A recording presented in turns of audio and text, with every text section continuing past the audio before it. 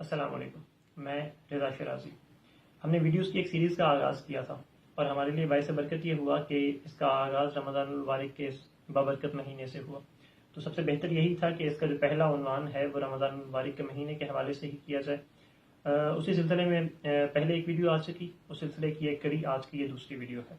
आज की इस वीडियो में हम दो चीज़ों के ऊपर बात करेंगे। सबसे पहले तो हम बात करेंगे इस महीने के अंदर कौन कौन सी आसमानी कुतुब नाजिल हुई, क्योंकि आमतौर पर सुनने को यही मिलता है कि सिर्फ रमज़ानुल मुबारक इस महीने के अंदर नाजिल हुआ, लेकिन आज हम देखेंगे कि इसके अलावा कौन सी आसमानी कुतुब इस महीने के अंदर नाजिल हुई। जो इस वीडियो का दूसरा हिस्सा है उसके अंदर हम बात करेंगे जो मुख्तलिफ मकातिब फ़िक्र के दरमियान फ़र्क पाया जाता है सहर और अफ्तार के औकात में। ये कैलकुलेशंस किस बुनियाद पे हैं और किस तरह से ये फ़र्क किया जाता है। सबसे पहले जो पहला हिस्सा इस वीडियो का कि इस महीने के अंदर कौन कौन सी कुतुब और कब कब नाजिल हुई। सबसे पहली बात कि सिर्फ इस महीने के अंदर कुरान मजीद नाजिल नहीं हुई। ये खुदा का इतना प्यारा और इतना पसंदीदा महीना है कि जितनी भी आसमानी कुतुब हैं इस महीने के अंदर ही नाजिल फरमाई हैं उसने। यकम रमज़ानुल मुबारक को हज़रत इब्राहीम अलैहिस्सलाम का सहीफ़ा नाजिल हुआ। 6 रमज़ानुल मुबारक को तौरात जो हज़रत मूसा अलैहिस्सलाम पे, जिसको तौरात कहा जाता है, हज़रत मूसा अलैहिस्सलाम पर नाजिल हुई वो किताब 6 रमज़ानुल मुबारक को नाजिल हुई। 12 रमज़ानुल मुबारक को इंजील नाजिल हुई जो कि हज़रत ईसा अलैहिस्सलाम पर नाजिल फरमाई गई। और 18 रमज़ानुल मुबारक को ज़बूर जो कि हज़रत दाऊद अलैहिस्सलाम पर नाजिल हुई वो किताब नाजिल की गई। और 23 रमज़ान को कुरान मजीद नाजिल किया जो हज़रत मोहम्मद मुस्तफ़ा सल्लल्लाहु अलैहि वसल्लम पे नाजिल हुआ। जो दूसरा हिस्सा था इस वीडियो का वो औकात में फ़र्क के बारे में है। तो सबसे पहले मैं ये बता दूं कि ये जो फ़र्क नॉर्मली फ़िक़्ह जाफ़रिया और अहले सुन्नत जितने मकातिब हैं उनके दरमियान ये तकरीबन 10 मिनट का फ़र्क पाया जाता है। अब ये किस बुनियाद पे फ़र्क किया जाता है वो इस तरह है कि ज़मीन का सूरज से जो फासला है उसको स्पीड ऑफ लाइट कि जिस रफ्तार से लाइट ट्रेवल करती है इन दोनों को तकसीम किया जाता है और जब मिनट्स में कन्वर्ट किया जाता है तो वो आंसर 9.6 9.7 के करीब आता है, जिसको राउंड अबाउट करके 10 मिनट का ये फ़र्क निकलता है कि सूरज की जो किरण है वो सूरज से निकलने के बाद ज़मीन तक पहुंचने में तकरीबन 10 मिनट का वक्त लग जाता है। और यही कैलकुलेशन का फ़र्क है जिसकी बुनियाद पर सार और रफ्तार मुख्तलिफ मकातिब फ़िक्र के दरमियान जो थोड़ा सा फ़र्क पाया जाता है वो इसी बुनियाद पे है। फ़िक़्ह जाफ़रिया के नज़दीक जो सूरज की किरण है जब वो ज़मीन पे पहुंच जाए इसका मतलब है कि सूरज तलू हो गया या सूरज गरूब हो गया, जब इसके ऑपोजिट हम केस जिसके बारे में बात करेंगे।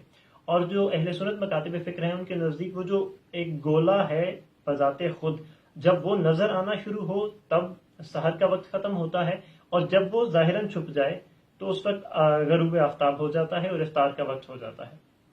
तो अहले तशी मकतब फ़िक्र के नज़दीक क्योंकि सूरज की किरण सूरज के उस हाले से पहले ज़मीन पे पहुंच जाती है तो ये 10 मिनट का फासला उस किरण का ज़मीन पे पहुंचने में यानी कि अगर किरण ज़मीन पे पहुंच गई है उसके 10 मिनट बाद वो सूरज बजाते खुद दिखना शुरू होगा।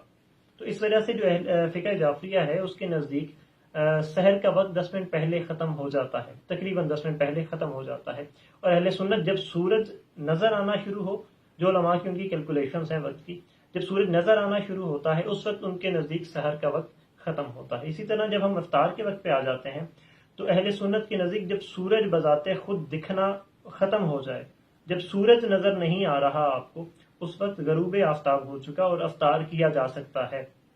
जबकि जो फ़िक़्ह जाफ़रिया है उसके नज़दीक जब तक उसकी रोशनी वो शुआएं, वही जो 10 मिनट का फ़र्क है कि सूरज गरूब होने के 10 मिनट बाद तक उस रोशनी को वापस जाते जाते जो वक्त लग रहा है वो 10 मिनट बाद तक का जो फ़र्क है, जो वक्त है उस वक्त तक आप इफ्तार नहीं कर सकते। जब वो रोशनी भी ख़त्म हो जाती है उस वक्त इफ्तार किया जाता है।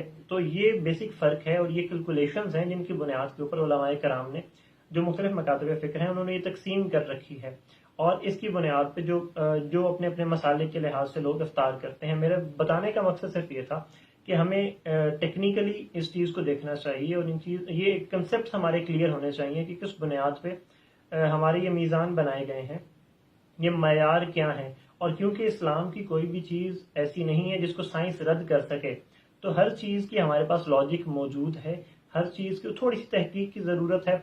इंशाअल्लाह मेरी कोशिश होगी कि वक्तन फ़वक्तन गाहे बगाहे जितनी चीज़ें हैं जो मेरे